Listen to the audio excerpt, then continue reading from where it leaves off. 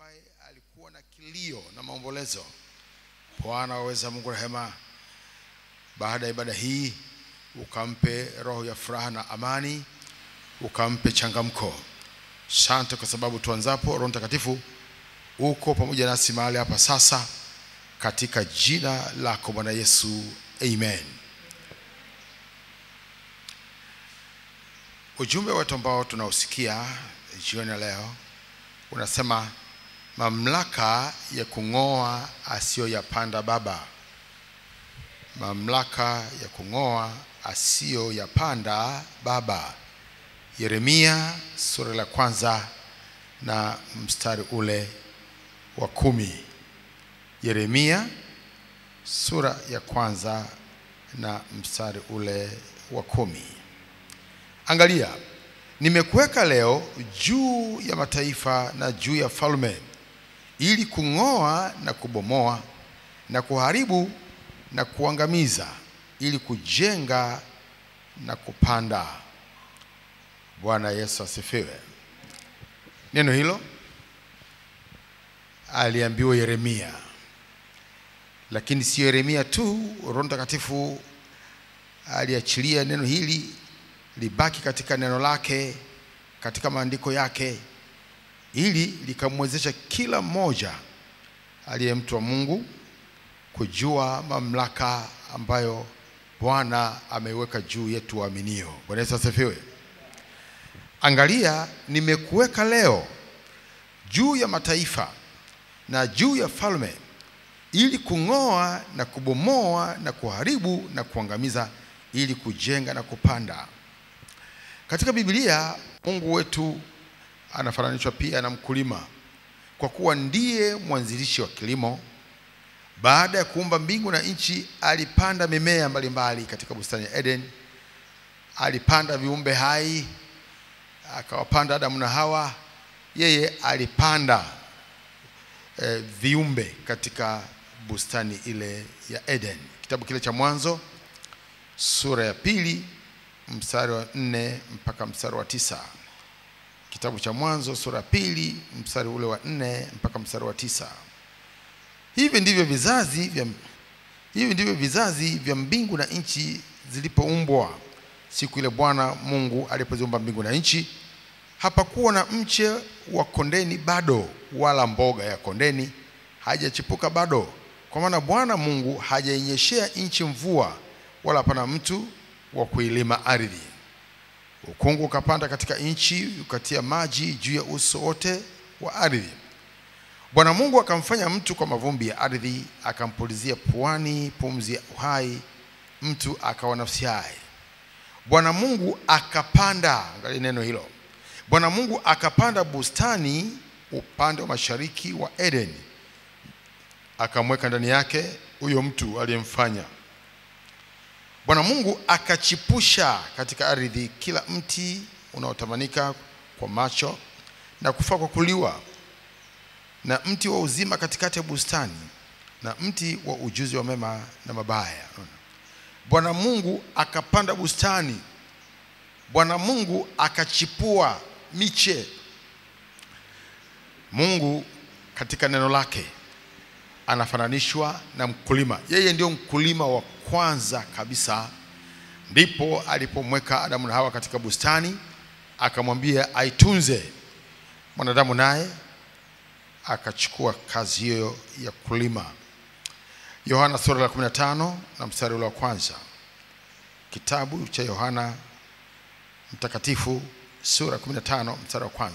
Yesu anasema hivi: mimi ndimi mzabibu wa kweli, na Baba yangu ndiye mkulima. Baba yake ndio nani? Baba yake ni nani? Mkulima.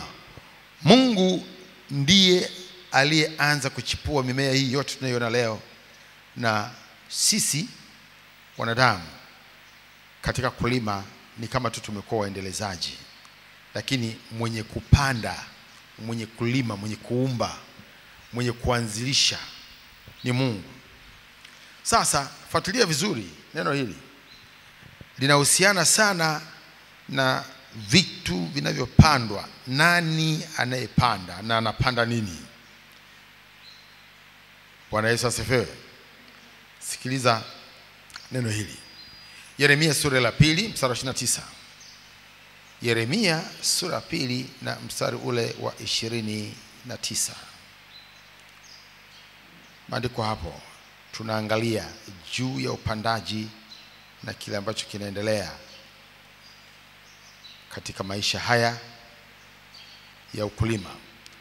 Neno linasema hapo, mbona mnataka kuteta nami?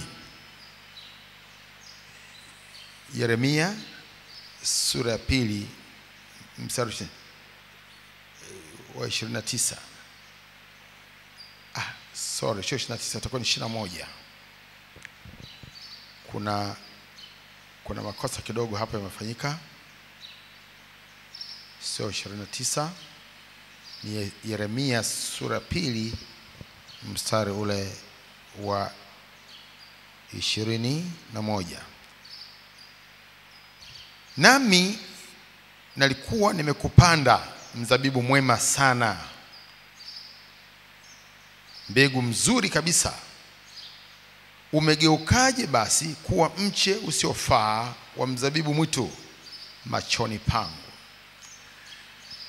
Maneno haya sio kwamba Mungu alikuwa anaongea na miti, lakini Mungu alikuwa anaongea na watu, kwamba amempanda mtu na wakati anampanda anasema alikuwa ni mzabibu mwema sana, mbegu mzuri kabisa. Sasa amegeukaje basi kuwa mche usiofaa wa mzabibu mwitu machoni pake Mungu? Kwa hiyo Mungu anatupanda wanadamu vile vile. Pale anapotuumba asema yeye anatupanda, na anapotupanda anatupanda kama mzabibu mwema. Zabibu ni matunda mazuri yanayofaa kuliwa, na hata inatengenezwa juice iliyo nzuri sana. Ndipo Mungu sasa anapotufananisha na mizabibu. Yesu mwenyewe anajiita mzabibu. Mimi ndimi mzabibu wa kweli na Baba yangu ndiyo mkulima. Tuangalie mfano mwingine huu katika kitabu cha Mathayo sura 13. Hii yote tunataka kuangalia wakati gani mambo yanapoharibika, ikiwa ni Mungu anayetupanda tukiwa mzabibu wa kweli na mbegu iliyo nzuri. Kuna mahali mambo yanaanza kuharibika. Kuna mahali ambapo kunakuwa ni chanzo cha uharibifu, chanzo cha matatizo. Mathayo 13 mstari wa 24 mpaka mstari wa 28. Mathayo 13 mstari wa 24 mpaka 28. Mfano huu ambao aliutoa Yesu. Akawatolea mfano mwingine akisema, ufalme wa mbinguni umefanana na mtu aliyepanda mbegu njema katika konde lake. Ufalme wa mbinguni umefanana na mtu aliyepanda mbegu njema katika konde lake. Sura 25. Lakini watu walipolala, akaja adui yake akapanda magugu katikati ya ngano, akaenda zake. Baadaye majani ya ngano yalipomea na kuzaa, yakaonekana na magugu. Watumwa wa mwenye nyumba wakaenda kumwambia, Bwana, hukupanda mbegu njema katika konde lako? Limepata wapi basi magugu? Akawaambia, adui ndiye aliyetenda hivi. Watumwa kumwambia, basi wataka twende tukayakusanye? Bwana Yesu asifiwe. Bwana Yesu asifiwe sana.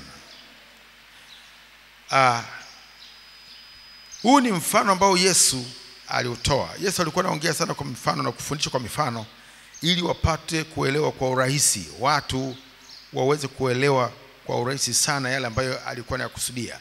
Na hapa anaeleza jinsi ambavyo ufalme wa mbinguni umefanana na mtu aliyepanda mbegu njema katika konde lake.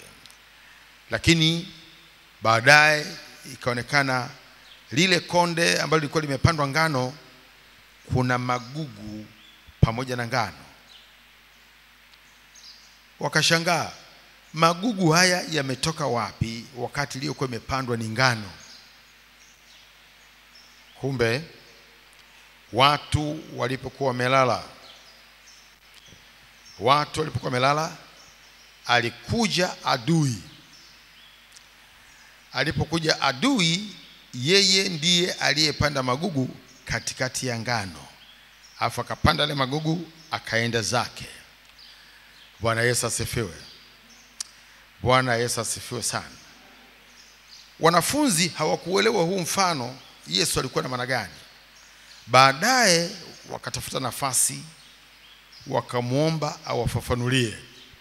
Hapa hapo katika Mathayo sura 13 mstari wa 36 mpaka 39.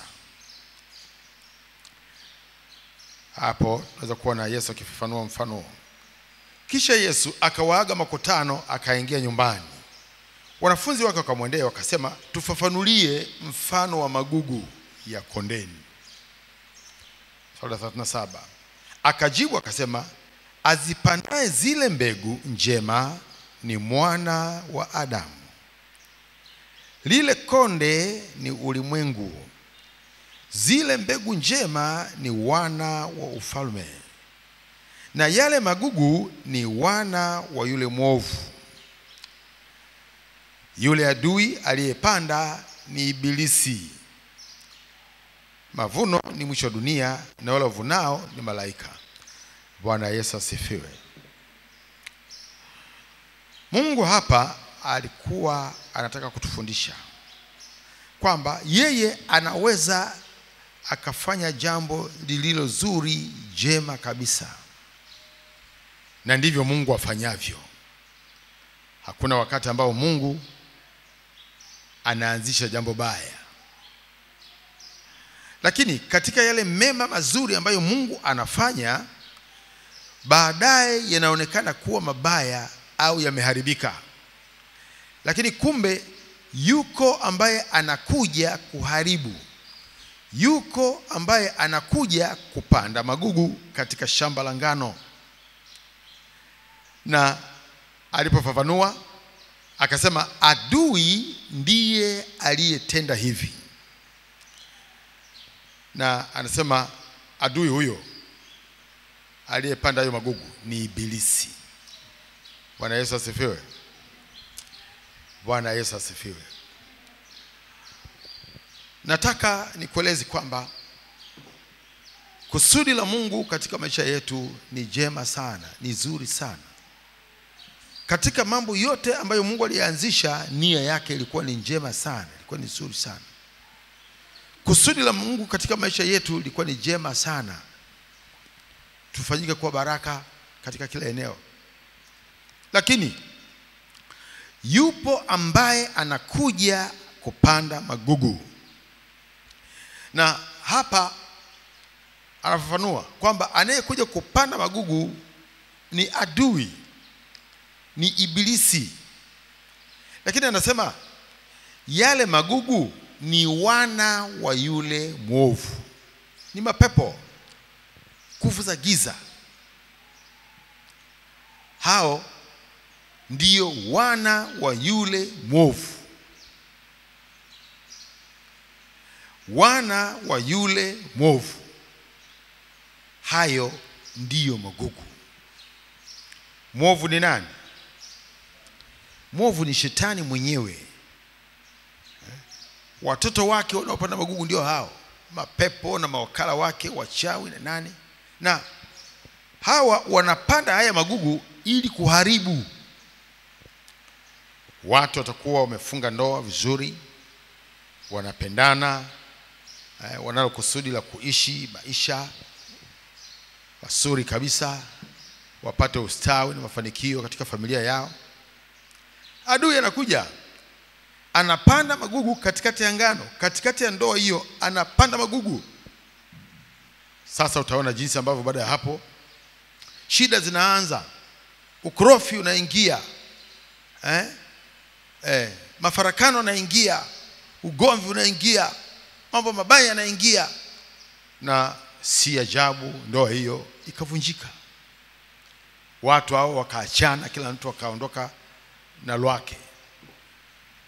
Adui amekuja, amepanda magugu, na anasema anapanda magugu watu wanapokuwa wamelala.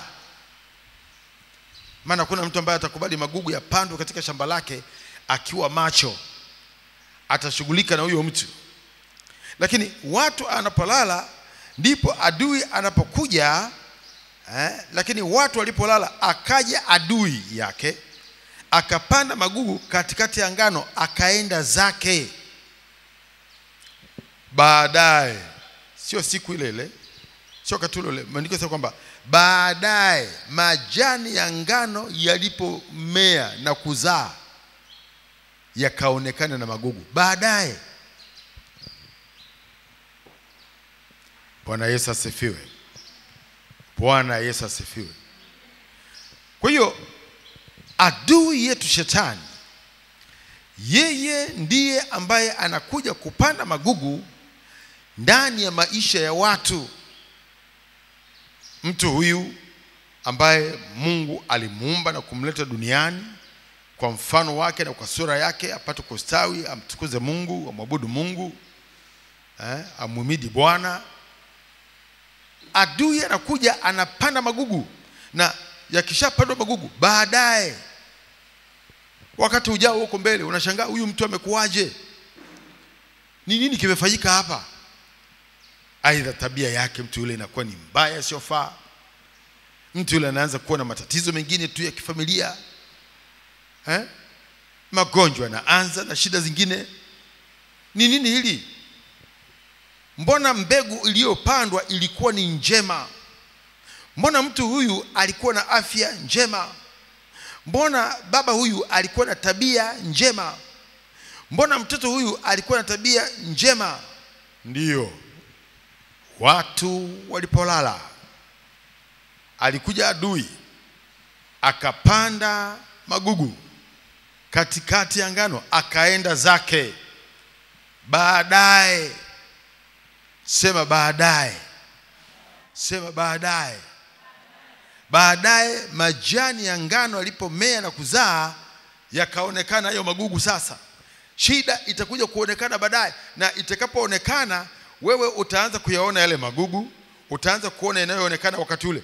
Kumbe nyuma, kabla ya hapo nyuma, aliisha kuja huyo adui akapanda hiyo mbegu ya magugu, akaondoka. Wewe utakuja kujua wakati utakapoona magugu yameota pamoja na ngano. Sio jambo la siku moja, sio jambo la wakati mmoja, inachukua muda. Wewe ukiona ugonjwa leo, usifikiri kwamba ugonjwa umeingia dakika 2-3 zilizopita. Hilo gugu lilishapandwa wakati fulani huko nyuma. Yule akaenda zake.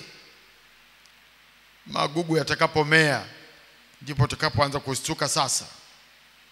Nashangaa hii imetoka wapi? Mbona jambo hili limekuwa hivi? Imekuwaje? Ndiyo, zamani alishakuja adui akapanda magugu, akaondoka, akaenda zake. Wewe unakuja kushtuka, uliisha chelewa. Bwana Yesu asifiwe. Unakuja kuliona tatizo, uliisha chelewa. Adui alishaenda zake, yuko mahali anafuatilia tu, aangalie kwamba kitu gani kinaendelea. Anakufuatilia kwa mbali, aangalie kitu gani hicho kinachoendelea kule, maana alishapanda magugu kule. Kitu gani kinaendelea?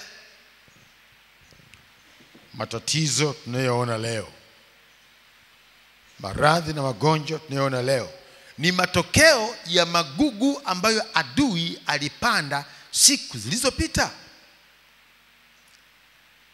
Na ilikuwa ni wakati watu walipokuwa wamelala. Hii ni habari ya kiroho. Bwana Yesu asifiwe. Ni mfano ambao Yesu ameutoa, lakini maneno yote ambayo Yesu alikuwa anazungumza, anasema maneno hayo ni roho tena ni uzima. Haya ni mafundisho ambayo yanawakilisha mambo ya rohoni, sio mwilini. Mambo ya rohoni. Nani asiyejua kwamba yuko adui? Ni nani? Lakini watu wengi kwa sababu hawako rohoni, wanapoona magugu yamemea,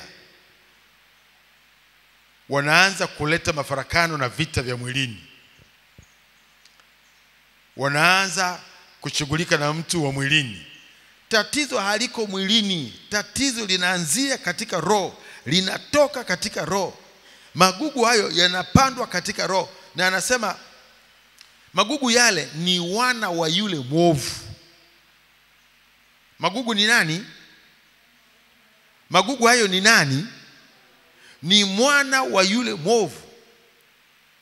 Magugu, mapepo, magugu, nguvu za giza hizo. Magugu hayo ni magugu. Lakini sasa, kwa sababu ya watu kushindwa kuwa katika roho na kujua kitu gani kinaendelea, wataleta vita katika mwili. Wataanza kuleta matatizo ya mwilini, na wataanza kushughulika katika mwili.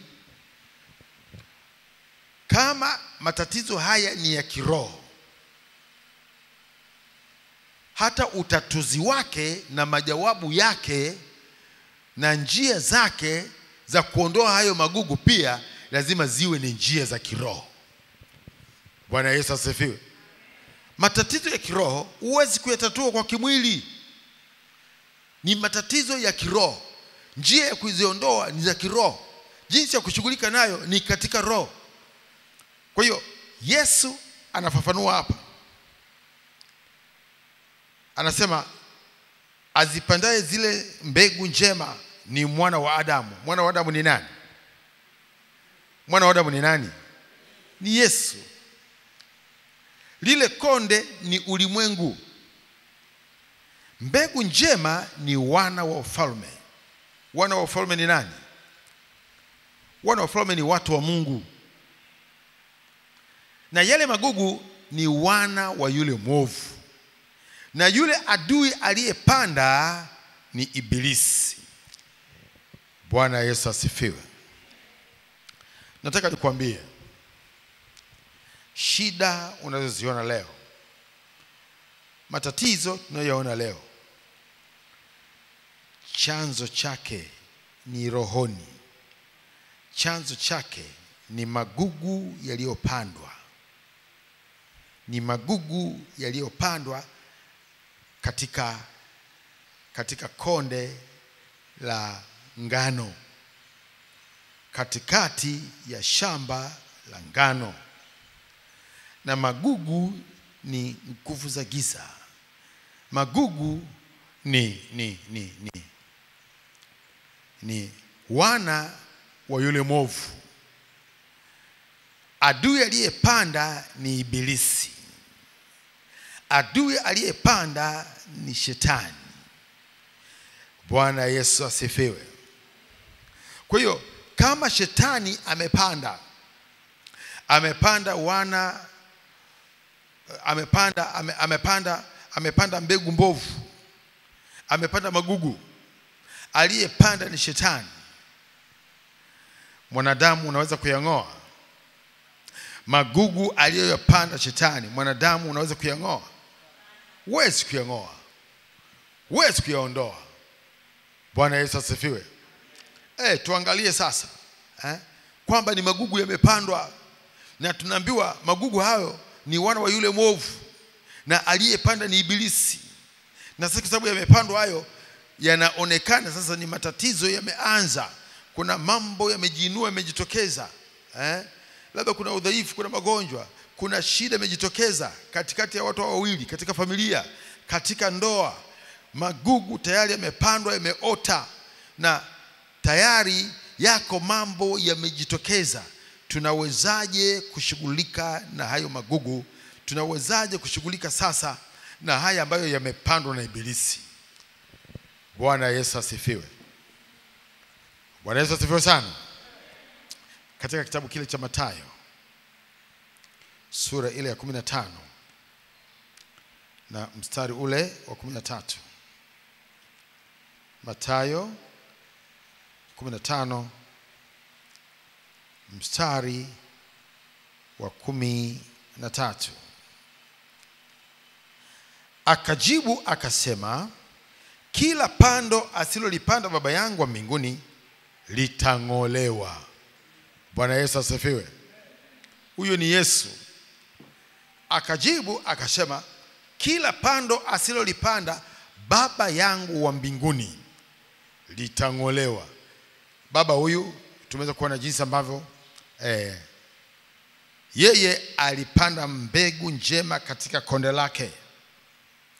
Baada ya kupanda mbegu njema katika konde lake,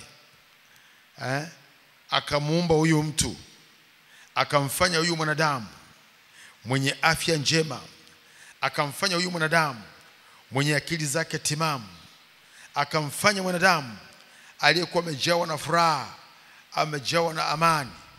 Lakini sasa maandiko yanasema watu walipokuwa wamelala, akaja adui akapanda magugu. Na sasa mambo yameharibika. Kuna mambo hayaendi vizuri. Kuna namna ya mateso ambayo imeingia katika maisha ya mtu. Tayari yale magugu yamekwisha kumea. Yale magugu tayari yanaleta shida. Na magugu hayo ni wana wa yule mwovu. Tayari kuna nguvu za giza, kuna pepo wameingia mahali ambapo palipandwa mbegu iliyo njema. Wao nao wamekuja wamepandwa hapo. Na shida ni kwamba watu walipokuwa wamelala, adui huyo alipokuja, hakuna mtu alimuona. Ndio kusema haya magugu hayawezi kupandwa na haiwezekani kupandwa mahali ambapo mtu hajalala usingizi. Bwana Yesu asifiwe. Bwana Yesu asifiwe. Usingizi huu unaotajwa hapa sio usingizi wa kulala usiku. Huu usingizi unaotajwa hapa, kama nilivyosema, hii ni lugha ya rohoni, ni usingizi wa kiroho. Kulala usingizi wa kiroho. Huyo mtu anakuwa ni mtu ambaye hana Mungu. Kulala usingizi wa kiroho, huna nguvu za Mungu, huna ulinzi wa Mungu, hauko macho.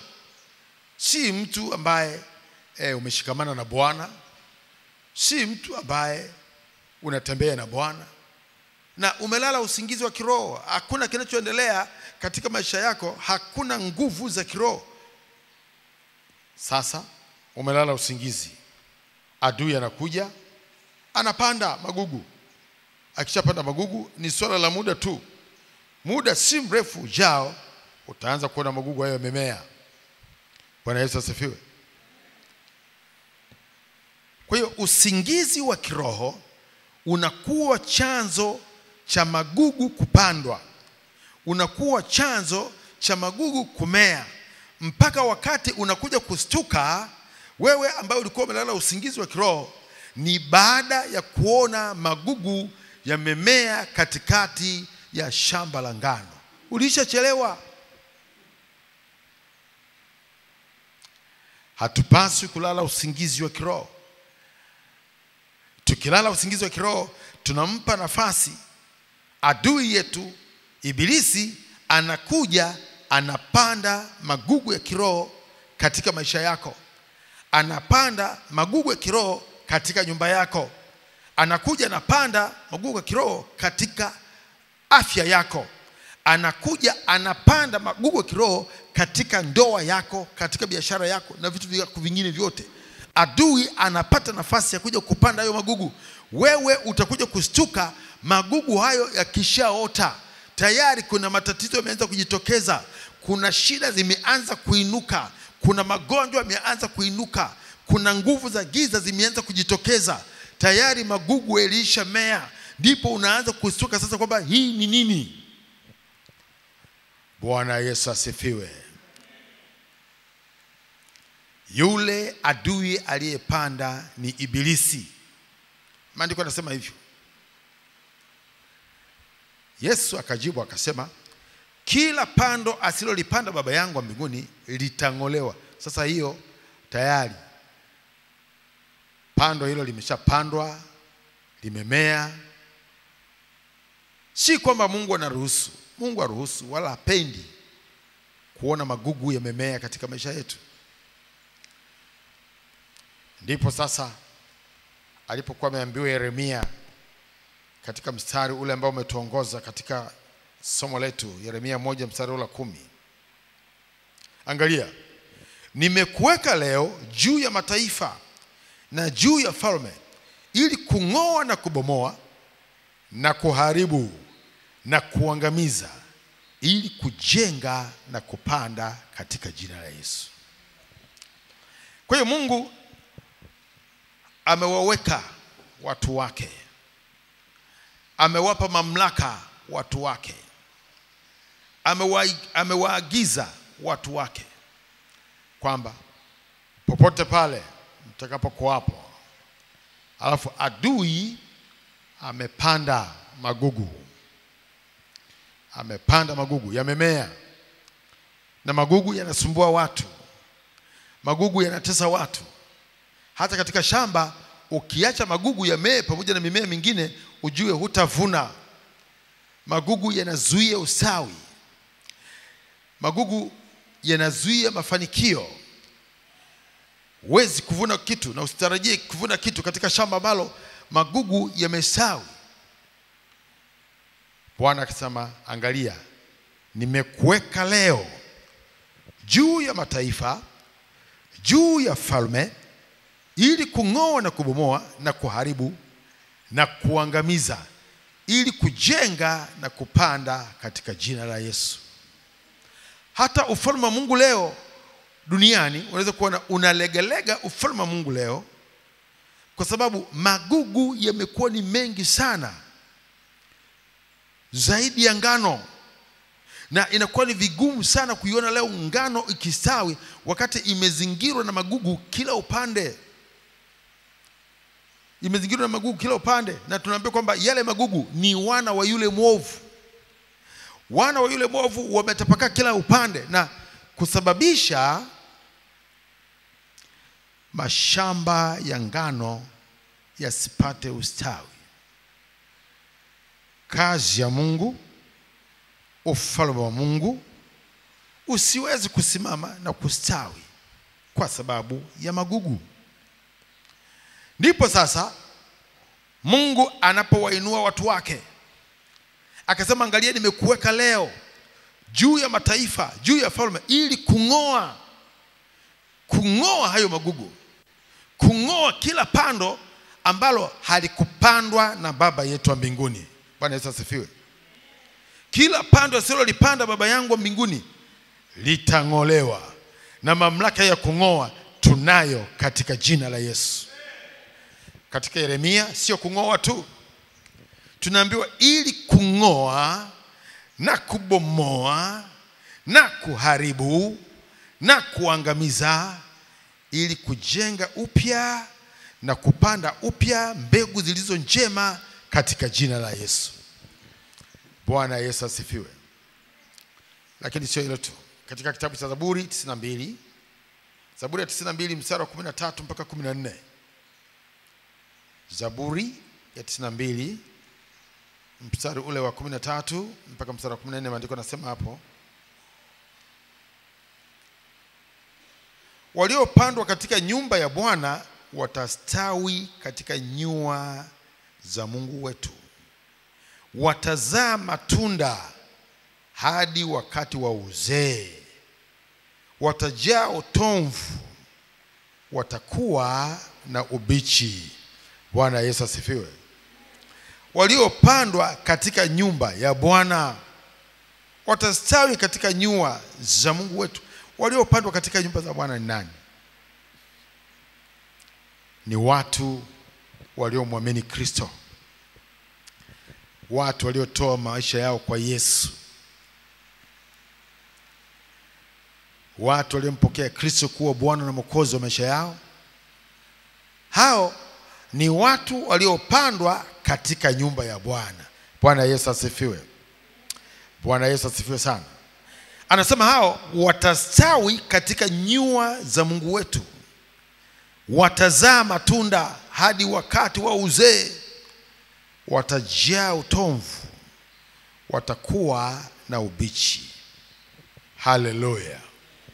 Haleluya. Sikiliza. Unapokuwa wewe ni mtu wa Mungu, umetoa maisha yako kwa Yesu, umemwamini Kristo, Kristo amekuwa ni Bwana na Mwokozi wa maisha yako, wewe ni mtu ambaye umepandwa katika nyumba ya Bwana. Umeokoka, umepandwa katika nyumba ya Bwana. Biblia inasema kwamba utastawi katika nyua za Mungu wetu, utazaa matunda, utafanikiwa katika maisha yako hadi wakati wa uzee. Utajaa utomvu, watakuwa na ubichibichi. Bwana Yesu asifiwe. Watakuwa ni watu ambao wamestawi, watakuwa ni watu ambao wamefanikiwa, watakuwa watu wenye matumaini, watakuwa ni watu ambao Mungu wakati wote anawaangalia katika kuingia na kutoka kwao, katika kulala na kuamka kwako. Wewe huwezi kuwa miongoni mwa watu wanaolala usingizi, hata adui akaja akapanda magugu kwa sababu umelala. La hasha, umepandwa katika nyumba ya Bwana. Kama jinsi maandiko yanavyosema kwamba Bwana halali wala hasinzii, ndivyo itakavyokuwa kwa watu wake, maana hao wanalindwa na Bwana mwenyewe katika nyumba yake, katika jina la Yesu. Tutakuwa na ulinzi wa Mungu. Watu wengi leo katika kuhangaika kwao ni kwa sababu katika roho wamelala usingizi. Wamelala usingizi. Adui amepata nafasi katika maisha yao hata kuweza kupanda magugu. Lakini tumshukuru Mungu wetu kwa Kristo Yesu. Bwana Yesu asifiwe. Tumshukuru Bwana kwa jinsi ambavyo ametuhurumia. Maana ukweli ni kwamba wanadamu wote tulikuwa tumelala usingizi, lakini Mungu kwa kuona jinsi ambavyo shetani amekuwa akiwaonea watu, huyu ibilisi amekuwa akiwaonea watu na kupanda magugu katika maisha ya watu, kupanda mateso katika maisha ya watu, ndipo Mungu alipomtuma Kristo kwetu ili kila amwaminie hayo magugu yasipate nafasi ya kupandwa katika maisha ya mtu huyo, katika jina la Yesu.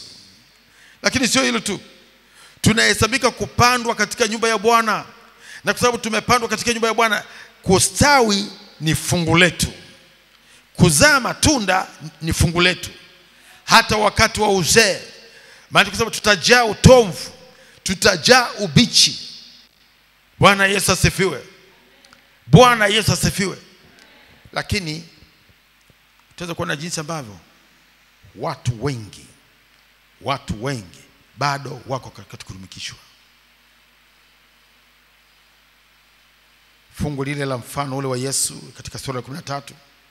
Watumwa mwenye nyumba wakaenda wakamwambia Bwana, hukupanda mbegu njema katika konde lako? Limepata wapi basi magugu?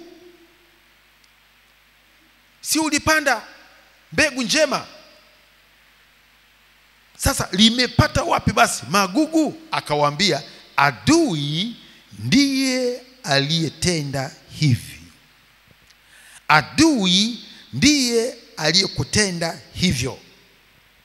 Adui ndiye anayeharibu namna hiyo. Adui ndiye aliyepanda magugu, na hizo shida unazoziona, hayo matatizo unayoyaona, adui ndiye aliyepanda.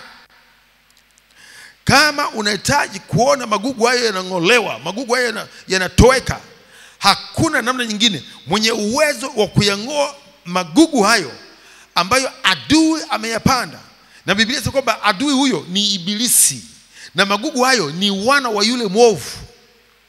Mwenye uwezo wa kuyang'oa hayo magugu ni Yesu, mwenye mamlaka yote, katika jina la Yesu. Lakini sio hilo tu, huyo Yesu, huyo Mungu ndiye aliyetupa na sisi wanadamu tumwaminio mamlaka hiyo. Kama tulivyotangulia kuangalia hapa katika Yeremia 1:10, angalia nimekuweka leo juu ya mataifa na juu ya falme, ili kung'oa na kubomoa na kuharibu na kuangamiza, ili kujenga na kupanda. Lakini sio hilo tu, Yesu aliposema kila pando asilolipanda Baba yangu wa mbinguni litang'olewa. Maana ni kwamba ametupa sisi mamlaka ya kukanyaga nyoka na nge na nguvu zote za yule adui. Huyo adui ndiye aliyepanda. Tumepewa mamlaka juu ya huyo adui kukanyaga na kuharibu na kubomoa na kung'oa na kuangamiza. Kisha tuna uwezo wa kujenga tena, tuna uwezo wa kupanda tena katika jina la Yesu. Bwana Yesu asifiwe. Kwa hiyo kazi za huyu ibilisi katika maisha ya watu, kazi za huyu ibilisi apandaye magugu katika mashamba ya watu, katika konde, ndio kilicho chanzo cha uharibifu tunaoona leo. Nguvu za giza tunazoziona leo, shetani na majeshi yake, wao wanazunguka wakitafuta ni wapi alipo mtu aliye mwana wa ufalme ambaye amelala, ili wapate kupanda magugu hapo. Shetani wakati ule akamjibu Bwana akasema, nimetoka duniani kuzunguka huku na huku humo. Alikuwa anatafuta nini? Anatafuta wana wa ufalme waliolala ili apande magugu. Na mtu ambaye amelala kiroho hata shangaa atakapoona mambo yameharibika. Ndoa imepandwa magugu, biashara imepandwa magugu, watoto wetu wamepandikizwa magugu, wana wa ufalme wamelala, kanisa limelala. Atakuja huyo atapanda magugu humo, ndani ya kanisa litapandwa magugu. Popote pale ambapo atakuta watu wamelala, kanisa limelala, watu wa Mungu wamelala, mahali popote pale, wao kazi yao ni kupanda magugu. Panda magugu. Akisha kupanda magugu, Biblia inasema kwamba anaenda zake. Akienda zake, baadaye watu wanakuja kushangaa. Hii shamba silizipandwa ngano, magugu yametoka wapi basi? Mbona mbegu iliyokuwa imepandwa hapa ni njema? Mbona mtu huyu alikuwa na afya yake tu vizuri? Mbona watu hao walikuwa wanapendana tu vizuri? Mbona kila kitu hapa kilikuwa sawa? Haya yametokea wapi? Ndio walipokuwa wamelala. Adui alikuja akapanda magugu, akaenda zake.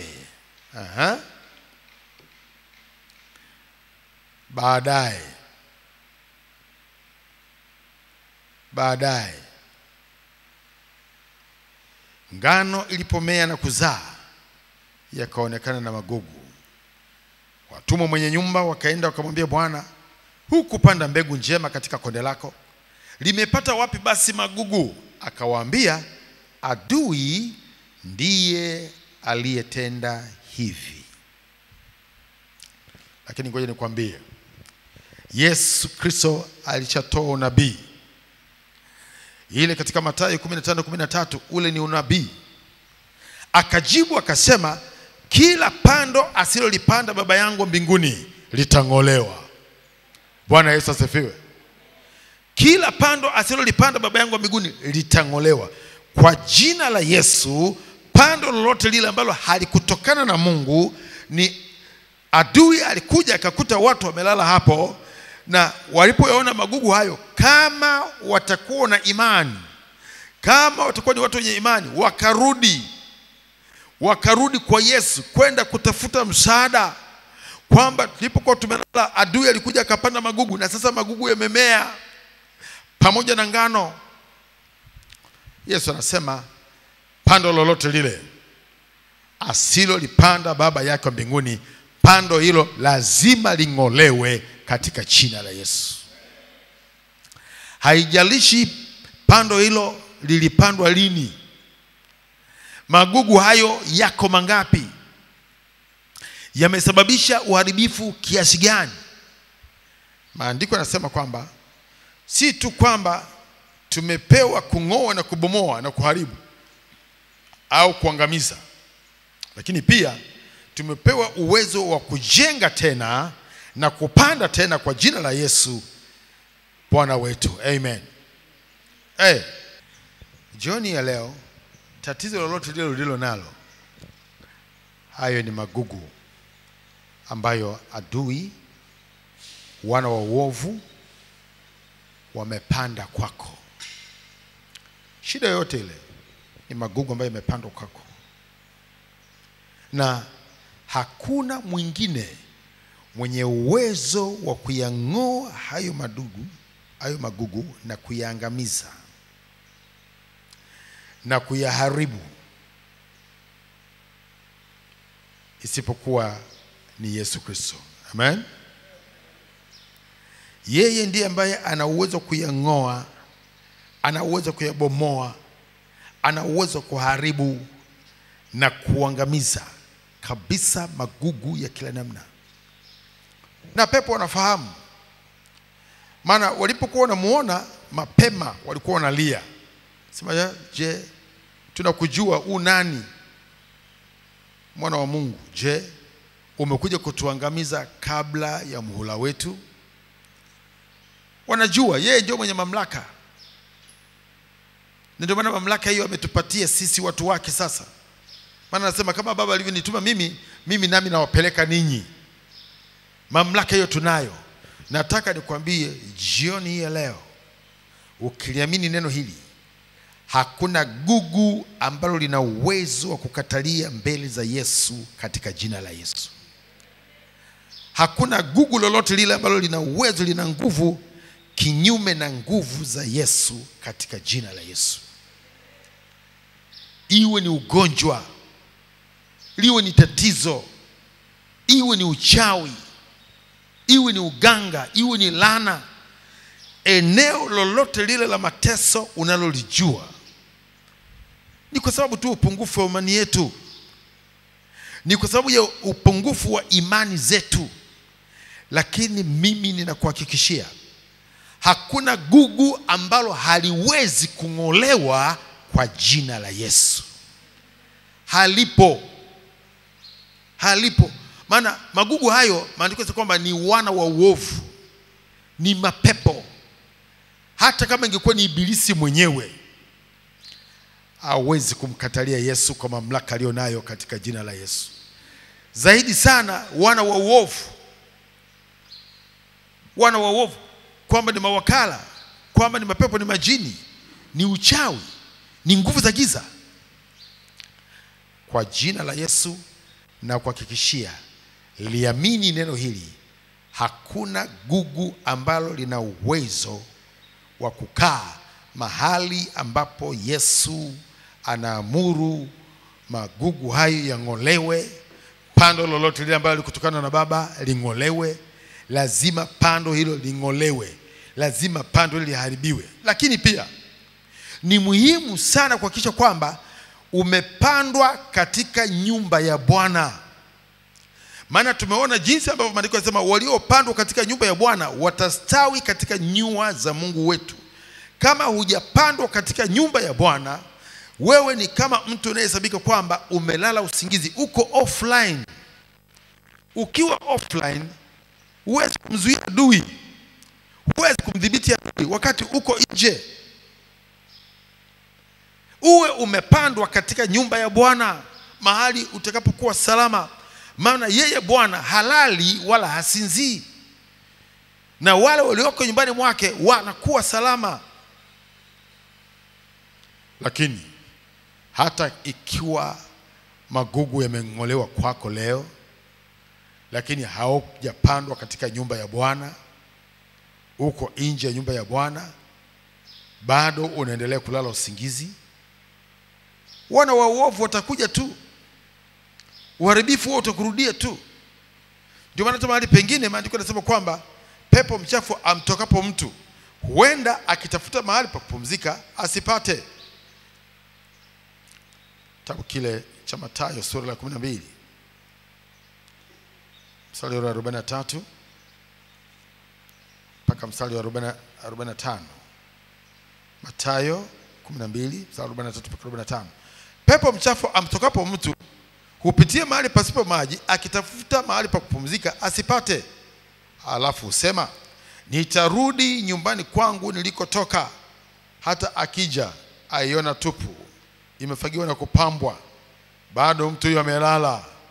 Mara huenda akachukua pamoja naye pepo wengine 7 walio waovu kuliko yeye mwenyewe, nao huingia na kukaa humo, na mtu yule hali yake ya mwisho huwa mbaya kuliko ya kwanza. Ndivyo itakavyokuwa kwa kizazi hiki kilicho kibaya, kizazi kisichoamini, kizazi ambacho hakitaki kupandwa katika nyumba ya Bwana. Wanataka kustawi, lakini astawi akiwa nje ya nyumba ya Bwana. Maandiko yasema hivyo, waliopandwa katika nyumba ya Bwana watastawi katika nyua za Mungu wetu. Kustawi, kufanikiwa, kulindwa na nguvu za Mungu, uhakika wa ulinzi wa kimungu, ni pale ambapo tumepandwa katika nyumba yake Bwana. Bwana Yesu asifiwe. Bwana Yesu asifiwe. Na jioni ya leo iko nguvu ya Mungu, iko mamlaka ya Mungu ya kung'oa pando asilolipanda Baba yetu wa mbinguni. Yuko Yesu mwenye mamlaka ya kung'oa, mwenye mamlaka ya kubomoa na kuharibu na kuangamiza kila pando asilolipanda Baba yetu wa mbinguni. Bwana Yesu asifiwe. Pasipo shaka yote kabisa, ni rahisi tu, wala tungoi sisi, si kwa uweza wetu, wala sio kwa nguvu zetu, sio kwa mamlaka yetu, kwa sababu aliyepanda ni Ibilisi. Shetani ndiyo anayepanda mambo mabaya katika maisha ya wanadamu. Hatuwezi kuyaondosha hayo sisi wenyewe kwa nguvu zetu. Tunahitaji msaada, na msaada unatoka kwa Bwana, na msaada uko mahali hapa jioni ya leo katika jina la Yesu, wa kung'oa kila pando ambalo likutokana na Mungu, kwamba ni mapepo yamepandwa. Tunayo mamlaka ya kuyang'oa na kuyatupa nje na kuyaangamiza kwa jina la Yesu. Kama ulivyosema, je, umekuja kutuangamiza kabla muhula wetu? Ndiyo, tumepewa mamlaka hiyo ya kuharibu, ya kubomoa, ya kung'oa na kuangamiza katika jina la Yesu. Lolote lile ambalo halikupandwa na Baba, tunayo mamlaka ya kuling'oa hilo na kuliharibu na kuangamiza katika jina la Yesu. Wewe unajua jambo gani ambalo alilipanda adui kwenye maisha yako? Alikupandia nini? Magugu gani yalipandwa? Mambo gani yalipandwa?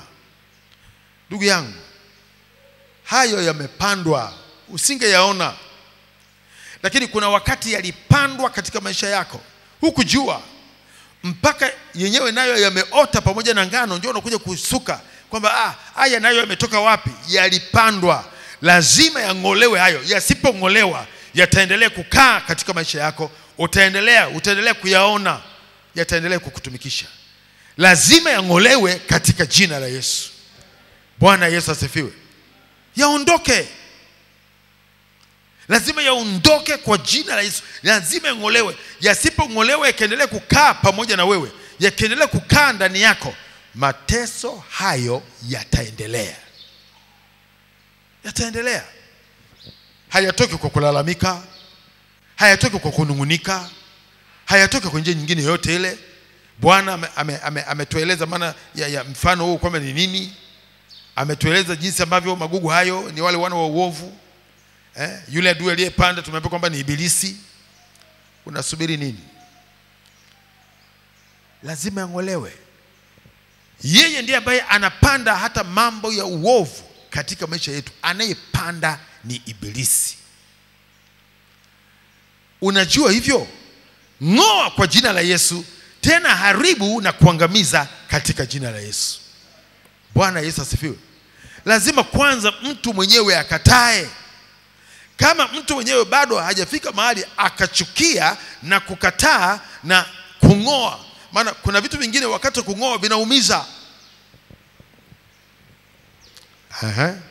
Huyo mtu anaumwa jino na anaambiwa kwamba ili maumivu hayo yatoweke, jino hilo ling'olewe. Tunayajua maumivu ya jino? Unayafahamu maumivu ya jino? Lakini jino hilo liking'olewa ndio inakuwa tiba, si ndio? Si ndio? Hilo jino liking'olewa ndio mtu huyu anakuwa amepona. Maumivu hayo hayaendelei. Bwana Yesu asifiwe. Yanakuwa ni maumivu ya muda mfupi, alafu baada ya hapo unapona moja kwa moja, hutasikia tena maumivu. Jino limeng'olewa. Sasa ni hivyo hivyo. Usiogope maumivu ya muda mfupi yanayokuletea uponyaji wa kudumu katika jina la Yesu. Bwana Yesu asifiwe. Tio. Kwa hiyo sasa mahali pale ulipo, simama juu. Simama tu juu. Njoo mbele za Bwana ikiwa na mtu ambaye umelielewa neno hili kwamba kila pando asilolipanda Baba yangu wa mbinguni litang'olewa, na wewe uko tayari hilo pando asilolipanda Baba ling'olewe. Wewe mwenyewe kwa kinywa chako, kwa ulimi wako na maneno yako, lazima ulipokee neno hili, na tena uwe tayari hayo mapando yang'olewe. Wako watu ambao wamekwenda hospitali akaambiwa kwamba jino hilo ling'olewe. Anasema hapana, mimi nataka tu dawa ya kutuliza maumivu. Alafu daktari anakuambia hapana, ili jino lako linatakiwa ling'olewe. Kwa hiyo utarudi kesho asubuhi mapema ili tung'oe. Alafu mtu yule akiondoka harudi tena, anaogopa kung'olewa kwa jino. Hiyo ni kwa hasara yake mwenyewe, sio daktari. Daktari alikuwa ni mtu anamsaidia tu. Ndivyo inavyokuwa hata kwetu. Kuna vitu ambavyo lazima ving'olewe. Kuna uovu ambao lazima ung'olewe. Uovu huo unakufanya uonekane umelala usingizi, na adui anapokuja umelala usingizi, anapanda magugu katika maisha yako. Lakini lazima magugu hayo yang'olewe, na hayo mambo mabaya ambayo yanampa nafasi ibilisi lazima yang'olewe. Ili tupate uponyaji wa kudumu, lazima vyote vibaya ving'olewe. Pando lolote ambalo hakulipanda Baba ling'olewe. Dhambi hazikupandwa na Baba lazima na zenyewe zing'olewe. Kila kitu ambacho hakikutokana na Baba king'olewe katika jina la Yesu. Uponyaji unatoka huko. Uponyaji wa kudumu unapatikana kwa staili hiyo. Lakini kama unakuja tu unasema ili jino liache tu, yani mimi nimekuja tu kama kuna dawa ya kutuliza maumivu au kama kuna dawa ya kuniponya tu bila kung'oa, ambia hapana, hilo linatakiwa ling'olewe. Kama unataka uwe ni mtu ambaye umepokea uponyaji kamili, hilo jino limeshatoboka, hilo jino linatunza wadudu, lazima ling'olewe. Hutapata tena hayo maumivu jino lako liking'olewa. Kubali jino hilo ling'olewe, upone katika jina la Yesu. Njoo mbele za Bwana sasa, muombe Mungu. Wewe wajua pando gani ambalo limepandwa kwako, jambo gani ambalo limesimama kwako kama magugu ambayo yanakutumikisha, yanakutesa, na leo unataka yang'olewe kwa jina la Yesu. Njoo mbele za Bwana, paza sauti yako, omba, mwambie Yesu, yeye mwenye uwezo wa kung'oa. Mweleze Yesu, yeye anazo nguvu za kung'oa, anazo nguvu za kuharibu, anazo nguvu za kuangamiza kila kichoinuka kwako, uadui wa namna zote, uadui wa namna zote, hata wana wa uovu, hayo magugu, yeye aweza kuyateketeza, aweza kuyateketeza kwa moto hayo magugu. Njoo mbele za Bwana, mwambie Bwana wangu, Mungu wangu, nami nimekuja